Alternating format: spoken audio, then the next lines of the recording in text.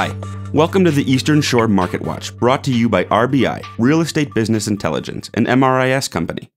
We're going to dig into the most recent numbers from the Eastern Shore housing market, which includes the counties of Caroline, Cecil, Dorchester, Kent, Queen Anne's, and Talbot. Let's jump right in.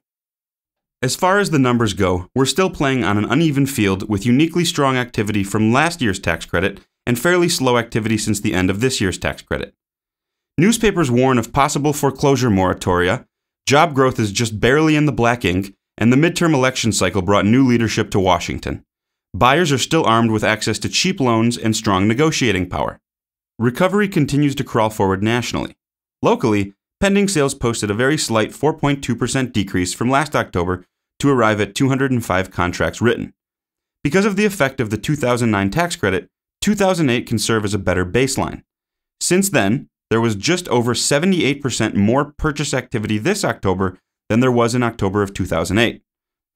Maybe not so bad after all. Inventory levels were up 2.2% from last October as the number of active listings for sale grew to 3,817 units. Again, since 2008, inventory has actually shrunk by 0.3% or 10 units. Continue to keep an eye on this metric as it demonstrates the balance between the two most dominant forces in the marketplace: supply and demand. Prices posted a 2.1% drop, which likely reflects the mix of homes that closed.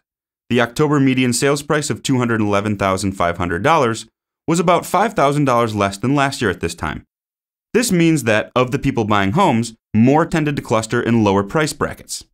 Negotiations continue to favor buyers as the percent of original list price received at sale checked in at 86.9%, which was a 1.1% dip from last year. Private companies are slowly hiring, and seasonally adjusted jobless claims are roughly on par with late 2008 levels.